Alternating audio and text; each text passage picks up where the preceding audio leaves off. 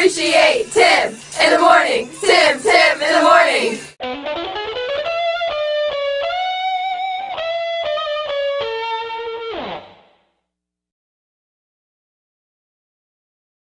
You talked about the Byrds, Mr. Tambourine Man. What a memorable song. What a great recording. Great. Any stories about playing with the Byrds? Well, the thing was, the Byrds drummer, whose last name was Clark, I believe, that's the only drummer that ever got truly upset because I made the record. I mean, I did all the Beach Boys records. Dennis wasn't loved that he was out on his boat or out on his motorcycle or whatever. He loved it. When we were good friends. He didn't hate that I was making the records. He loved it. I was making it $25, $35 in the afternoon.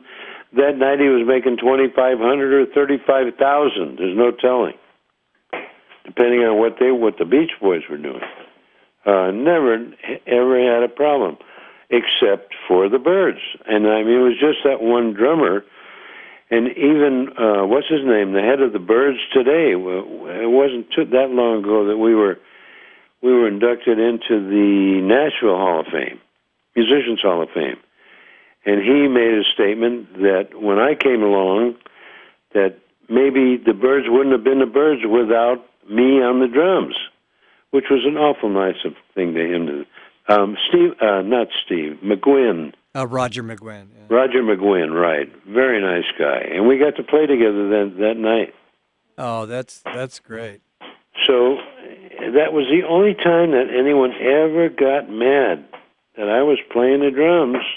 Now, what about the Monkees as well, Hal? Did the Wrecking Crew do all the music for them? We did probably 90%. We did all of their television movies that they were singing in the movies. We did all their records that they were doing on stage when they were doing personal appearances. We did the same thing, with the Partridge Family, with a lot of people that we used to work. I used to personally do the King family. We're a very famous family of singers, and it was the incredible steel guitarist Alvino Ray, who was the head of the King family. I think he was married to one of the King sisters. Yeah, that was a great television show. I still remember that. Yeah, it was a wonderful show. And I used to talk to them. I said, you're missing the boat because you're not working at the King Ranch, because they used to do a lot of stuff on when they went on the road. I said, you got Alvino, you're not playing any shows from the King Ranch. That was the natural, And he said, and we never thought about it. And now Karen Carpenter was really, God rest her soul, she was a very competent drummer. But she was a great drummer. Karen was a sweetheart. Yeah, and you played on a couple of her songs as well. Well, I did all their music in the beginning. It was me and Joe Osborne and Richard. And they were all smashes.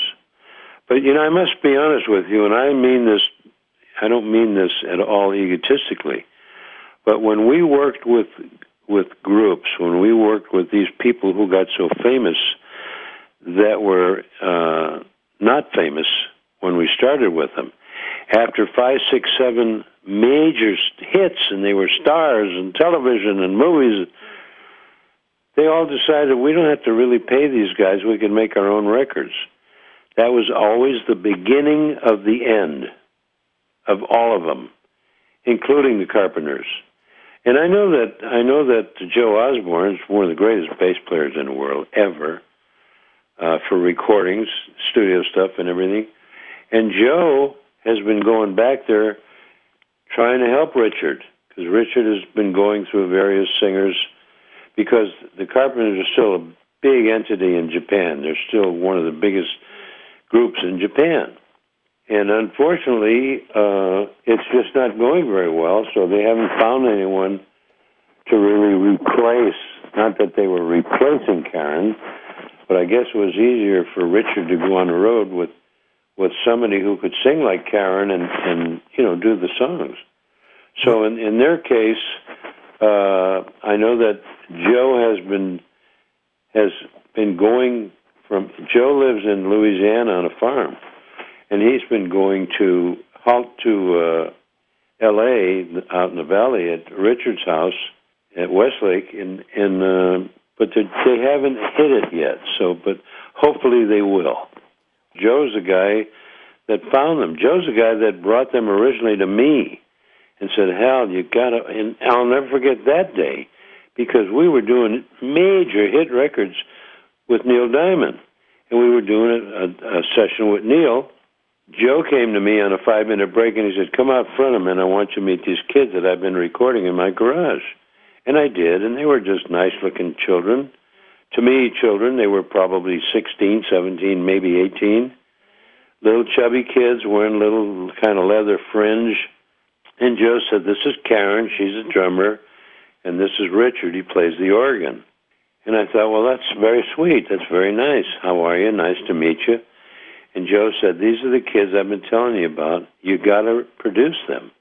And I said, Joe, and just about that time somebody yelled, let's go, guys. We were in the middle of a session, Neil Diamond. And they said, come on, guys, we're ready to go. And I said, Joe, we don't have time to smoke a cigarette or go to the bathroom. And how in the world can we possibly get in and start producing a new act? It's just not possible. And so it turned out that I had to turn them down. I mean, I loved Karen. She was a sweetheart. We became very good friends. Richard and I became very good friends, and that's a whole other chapter. And I just finished a chapter on the Carpenters. I'm putting out another book. Hopefully my daughter's working on it. And there's a new title, and it's called The Red Light Means Go. That's the title of my new book, and it's registered and so forth.